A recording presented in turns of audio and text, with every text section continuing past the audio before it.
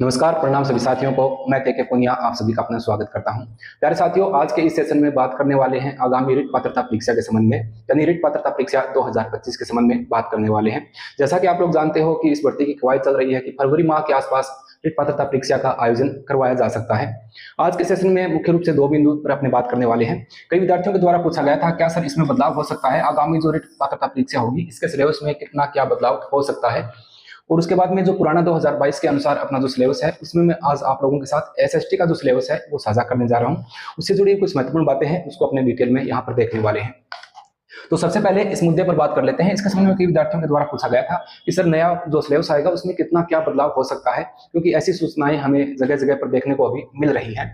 तो सबसे पहले मैं आप लोगों को यहाँ बताना चाहूंगा कि ये जो आगामी रिट भर्ती में कुछ बदलाव होगा तो ये कोई बड़ा बदलाव नहीं है। इन्होंने खुद लिखा है, देखिए, सिलेबस में आंशिक संशोधन संभव, पुराने सिलेबस का बोर्ड कर रहा है परीक्षण। ठीक है, तो इसकी क्या आवश्यकता पड़ गई कि क्या बदलाव यहाँ सबसे पहले तो क्या बदलाव हो सकता है। ठीक है, जैसा कि आप लोग जानते हो कि साइकोलॉजी का जो अपने इसमें सिलेबस रहता है लेवल फर्स्ट और सेकंड में, उसमें किसी प्रकार का कोई बदलाव नहीं होता है। वो पैटर्न अपने समान ही रहने वाला है जो अपने आता है। जैसे अपने अधिगम का टॉपिक पढ़ते हैं, व्यक्तित्व का टॉपिक पढ़ते हैं, बुद्धि का टॉपिक पढ़ते हैं, या अन्य जो शिक्षण विधियों का टॉपिक है, या गेस्टाल्टवाद जो भी अपने पढ़ते हैं जिन मनोवैज्ञानिकों को, वो तो वही रहने वाला है। उसके बाद में बदलाव कहां पर हो सकता है, देखिए एनसीईआरटी जो है ये अपने सिलेबस में हिंदी में जैसे वर्णमाला में इन्होंने थोड़ी सी जो चेंजिंग की है, तो ये यहाँ पर एनसीईआरटी की जो बुकें हैं उसके अकॉर्डिंग ये पाठ्यक्रम तैयार होता है और वो वहां पर उसमें थोड़ा सा बदलाव कर रहे हैं। तो ये हो सकता है कि हिंदी में कुछ छोटा मोटा टॉपिक यहाँ पर और जोड़ दिया जाए, तो ये यहाँ पर छोटा बदलाव अपने को देखने को मिल सकता है। आंशिक का मतलब ये हुआ कि कुछ अंश ही इसमें जोड़े जाएंगे, बाकी वो जो सिलेबस है वही यहाँ पर रहने वाला है। उसके बाद में ये हिंदी की बात हो गई कि हिंदी में थोड़ा सा कुछ अन्य टॉपिक, एक दो टॉपिक जो है वो जोड़े जा सकते हैं, ये कोई बड़ा बदलाव नहीं है। इसके अलावा एसएसटी का जो अपने सिलेबस है उसकी अपने बात करें तो उसमें क्या बदलाव हो सकता है। देखिए, अगर भर्ती तक कोई जिलों का एकदम पूर्णतः डाटा हो जाता है तो ये भी हो सकता है कि जो भौगोलिक स्थिति अपने वर्तमान वाली नई जो बनी है उसका कोई विवरण दे दिया जाए। जैसे अपने भौगोलिक प्रदेश हैं तो उसको नए जो जिले बने हैं उनके आधार पर कहीं ना कहीं कुछ कर दिया जाए तो अलग बात है। बाकी कोई बदलाव, बड़ा बदलाव अपने को देखने को यहाँ पर नहीं मिलने वाला है। एनसीईआरटी की हिंदी की बुकों में अगर चेंजिंग होता है तो इंग्लिश की जो बुकें हैं तो इनमें कोई छोटा सा बदलाव, आंशिक बदलाव होता है, तो इसको थोड़ा और इसमें जोड़ा जा सकता है। क्योंकि जोड़ेंगे तो ये विज्ञप्ति जो जारी होगी उसमें यही कहा जाएगा कि एनसीईआरटी के पर जो आधारित पाठ्यक्रम है उसके अनुसार जो पाठ्यक्रम बनता है उसको तैयार करना होता है। तो ये यहाँ पर बात हो गई। इसका मूल रूप से देखें तो इसमें कोई बड़ा बदलाव देखने को नहीं मिलेगा, कोई एक दो पॉइंट, छोटे से पॉइंट जो है वो यहाँ पर जोड़े जा सकते हैं। अब मैं आपको लिए चलता हूँ, जो अपना सिलेबस है उसको एक बार देख लेते हैं। मेरे हाथ में भी ये सिलेबस है जो अपने रिट पात्रता परीक्षा 2022 का जो था उसको मैं आप लोगों के साथ यहाँ साझा कर रहा हूँ।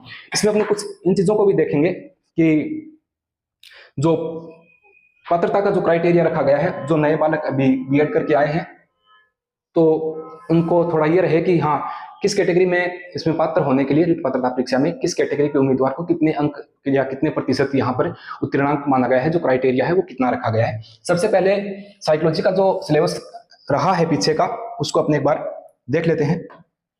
देखिए, वही है बाल विकास यानी चाइल्ड डेवलपमेंट में जो अपने पीछे पढ़ते आए हैं वही बातें यहाँ पर दी गई हैं और वही बातें अब की बार रहने वाली हैं बाल विकास के अंतर्गत। वर्ती और विकास की संकल्पना जो है, इसमें वर्ती और विकास में क्या अंतर है, विकास के जो सिद्धांत हैं वो, विकास के जो उपागम अपने पढ़ते हैं वो, और अन्य चीजें यहाँ पर विकास के विभिन्न आयाम, सिद्धांत, विकास को प्रभावित करने वाले कारक जो है वो, और परिवार और विद्यालय के संदर्भ में एवं अधिगम एवं उनका संबंध, वंशानुक्रम एवं वातावरण की भूमिका, ये पहली इकाई जो रीट के अकॉर्डिंग अपनी है इसको यहाँ पर दिया गया है। यही अब की बार यहाँ पर रहने वाला है। दूसरा, व्यक्तित्व भिन्नताएं और व्यक्तित्व यानी पर्सनालिटी का जो टॉपिक हमेशा से अपने पढ़ते आए हैं, अर्थ, प्रकार, व्यक्तिगत भिन्नताओं को प्रभावित करने वाले कारक, संकल्पना, प्रकार, व्यक्तित्व को जो प्रभावित करने वाले कारक हैं वो, व्यक्तित्व का मापन, और उसके बाद में तीसरा है बुद्धि यानी कि इंटेलिजेंस, संकल्पना, सिद्धांत एवं इनका मापन, बहुबुद्धि सिद्धांत जो गार्डनर का है वो। ये प्रश्न तो बहुबुद्धि का बार बार आता ही, आप लोग जानते हो। इसके बाद में विभिन्न अधिगमकर्ताओं की समझ, पिछड़े जो मंदबुद्धि बालक है, प्रतिभाशाली बालक है, उनका सभी का जो अपने पीछे पढ़ते आए हैं वो चीजें हैं। समायोजन का टॉपिक है, संकल्पना तरीके समायोजन में अध्यापक की भूमिका क्या हो सकती है, इसके संदर्भ में थोड़ा सा मैं बड़ा कर लेता हूँ आपको अच्छे से यहाँ दिखाई दे जाए।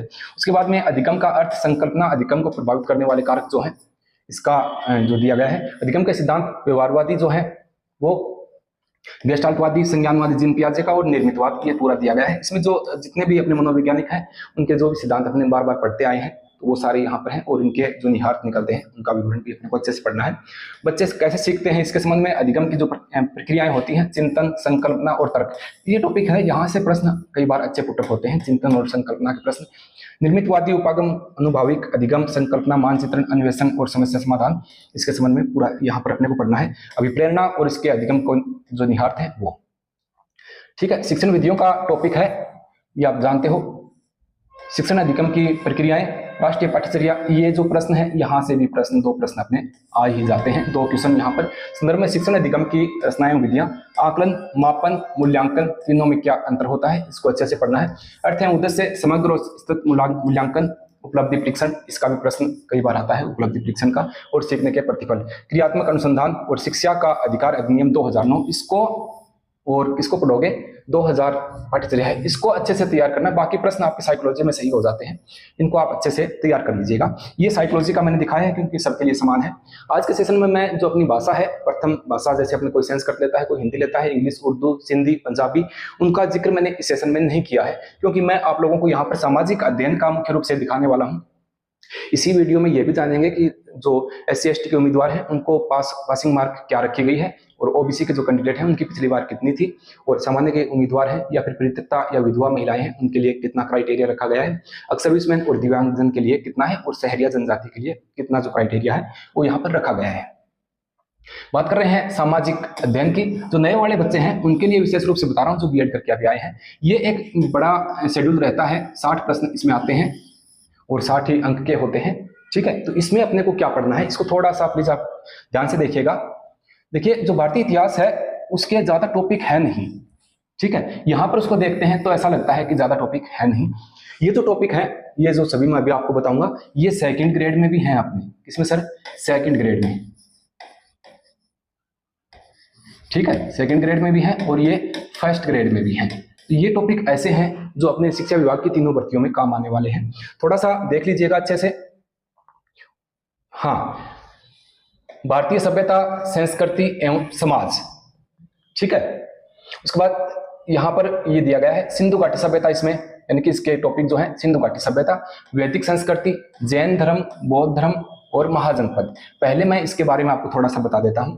देखने में इतना सा लगता है, लेकिन जब इसको पढ़ने बैठते हैं, सिंधु घाटी सभ्यता को पढ़ेंगे, इसका मतलब इसके अंतर्गत आने वाले सभी सभ्यता स्थलों को अपने को पढ़ना होता है। जैसे मैं यहां पर आप लोगों को बताऊं, टॉपिक तो क्या दिया हुआ है सर? सिंधु घाटी सभ्यता, इंडस वैली सिविलाइजेशन, जिसे अपने कह सकते हैं सिंधु घाटी सभ्यता है।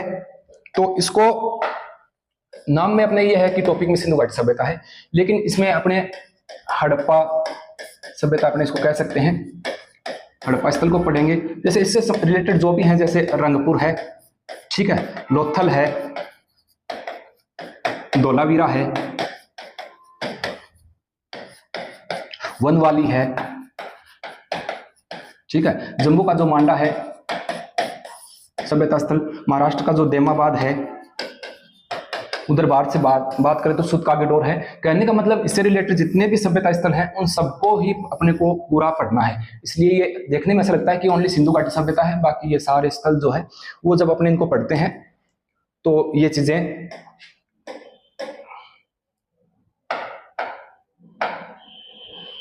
आ जाती हैं इसके अंतर्गत। उसके बाद में वैदिक संस्कृति जो है ये अपने को पूरा यहाँ पर पढ़ दिया हुआ है। जैन धर्म को और बौद्ध धर्म दोनों को यहाँ पर पूरा पढ़ना है। महाजनपद काल का टॉपिक हार्ड पड़ता है।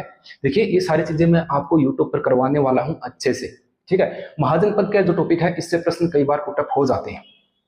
महाजनपद काल के अंतर्गत जो अपने महाजनपद के 16 जो महाजनपद हैं, जैसे अंग, अवंती, अस्मक, पुरु, काशी, कौशल, जितने भी इसके अंतर्गत आते हैं, मल, मगध, मत्स्य, जितने भी हैं, तो उनको सबको यहाँ पर अपने को पढ़ना है। इसके अंदर से कई बार प्रश्न जो है वो पुटअप हो जाता है। इसके संबंध में मैं एक बड़ी क्लास लेकर आऊंगा महाजनपद काल की, उसमें अपने उन चीजों पर ज्यादा ध्यान देंगे जो विशेष रूप से परीक्षा में पूछी जा सकती हैं, ठीक है। उसके बाद में मौर्य और गुप्त साम्राज्य एवं गुप्तोत्तर काल, ये जो है, अब मौर्य काल और जो गुप्त साम्राज्य है इसको अपने को पूरा पढ़ना है। बिंदुसार से लेकर के चंद्रगुप्त मौर्य, अशोक के प्रश्न यहाँ से ज्यादा आते हैं मौर्य काल में, वहीं गुप्त काल जो है और उसके आगे इनकी राजनीतिक इतिहास और इनकी जो प्रशासनिक इकाइयां हैं, भारतीय संस्कृति के प्रति इनका योगदान, और भारत 600 से 1000 ईस्वी बृहत भारत, यहाँ पर इसको भी अपने को पूरा पढ़ना है। ये रिट में भी है और ये सेकंड ग्रेड में भी है और ये फर्स्ट ग्रेड में काम आने वाली चीजें भी हो सकती हैं। मध्यकाल एवं आधुनिक काल पूरा अपने सिलेबस के अंतर्गत आता है। भक्ति और सूफी आंदोलन को अच्छे से पढ़ना है। यहाँ से जो सूफी संत हुए हैं उनके प्रश्न काफी आते हैं। मुगल राजपूत संबंध, नाम छोटा लगता है लेकिन इससे जुड़े हुए, इससे रिलेटेड जो भी शासक हैं जिनका मुगलों के साथ संबंध रहा है, उनको अपने को पूरा पढ़ना है। मुगल राजपूत संबंधों के अंतर्गत ही अपने राजस्थान का जो इतिहास है, जैसे अपने जुड़ा हुआ इतिहास रहा है राजपूतों का, भले वो जोधपुर का राठौड़ वंश से रिलेटेड हो या फिर हाँ। अब थोड़ा ये देख लेते हैं कि रिट पात्रता परीक्षा में पास होने के लिए अपने को कितने प्रतिशत अंक चाहिए। सामान्य के जो उम्मीदवार हैं उनको कितने प्रतिशत हैं, SC ST और OBC EWS के उम्मीदवारों को कितना है, दिव्यांगजन भाई हैं उनको कितना है, और अक्सर विस्मरण विधवा और परित्यक्ता महिलाएं जो हैं उनको पासिंग मार्क जो क्राइटेरिया रखा गया है वो कितने प्रतिशत अंक यहाँ पर अपने को लाने हैं। ये मैं पिछली भर्ती का जो दिया हुआ है उसी को आप लोगों के साथ साझा कर रहा हूँ। पहले देखिए, सामान्य और अनारक्षित वर्ग यानी जनरल वाले जो कैंडिडेट हैं उनको 60% अंक लाने हैं नॉन TSP में, और TSP वाले जो कैंडिडेट हैं उनको भी 60% अंक दिए। यहाँ पर दिया हुआ है प्रतिशत में, न्यूनतम उत्तीर्णांक प्रतिशत में दिया हुआ है, यानी TSP के जो उम्मीदवार हैं उनको भी 60 है, और जो नॉन TSP के सामान्य के श्रेणी के उम्मीदवार हैं उनको भी 60% अंक यहाँ पर लेकर के आना अनिवार्य है। अनुसूचित जनजाति यानी ST के जो उम्मीदवार हैं, ST के जो नॉन TSP में ST के उम्मीदवार हैं उनको 55% है, और जो TSP में ST के उम्मीदवार हैं उनको 36% अंक जो है, अगर वो 36% अंक यहाँ पर लाते हैं तो वो नेक्स्ट जो पेपर होगा उसके लिए एलिजिबल यहाँ पर हो जाएंगे। SC OBC EWS और MBC के जो उम्मीदवार हैं उनको कितने लाने हैं सर, 55%। 55% का मतलब ये हुआ कि 82.5 नंबर के आसपास आपको आपके जो क्वेश्चन है वो 150 में से सही यहाँ पर होने चाहिए।